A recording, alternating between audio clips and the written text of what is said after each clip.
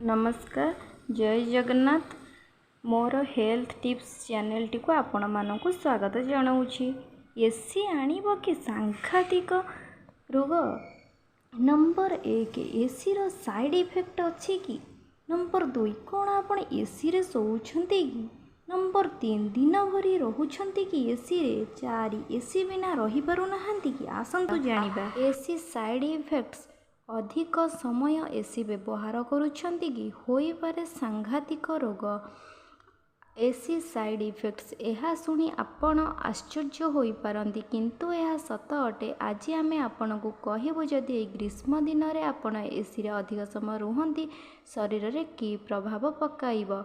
AC side effects विशेषज्ञ अनुसार जदि आपण एसी रे दीर्घ समय रहंती किंबा आपण दीर्घ समय पर्यंत एसी रे रहिबार अभ्यास रे पड़ी जाती तेबे यह निश्चित भाव में आपणक स्वास्थ्य उपरे प्रभाव पकाइब। डाक्तरंक कहिबा अनुसार एसी रे दीर्घ समय रहिबा डिहाइड्रेशन होई पारे। आपण अनेक प्रकार संक्रमणर शिकार मध्य होई पारंती। एसी साइड इफेक्ट्स दिल्ली एनसीआर समेत समग्र उत्तर भारत में गत किछि दिन हेब प्रबल ताती अनुभूत होइथिला। आगामी दिन में यही ताती आहुरी वृद्धि पाइब बोली आईएमडी एक चेतावनी मध्य देइछि। किछि दिन पूर्वरु दिल्लीर तापमात्रा 47 डिग्री अतिक्रम करिथिला। वर्तमान पुणी ताती बढ़िब बोली आशंका करा जाउछि।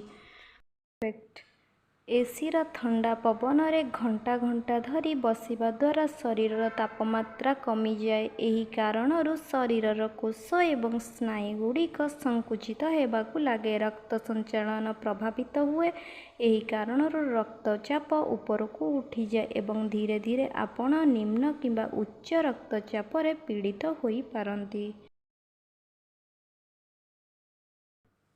एही घातकतातीरू रक्षा पाइबा पाई लोकमाने सबुबेले एसी रे रहिबाकू पसंद करती। से अनुभव करुछंती जे से एसी रूम रे रही निजको एही तातीरू रक्षा करि परिबे। तथापि सेमानकर चिंताधारा किछि परिमाण रे ठीक किंतु यह सबुबेले ठीक न।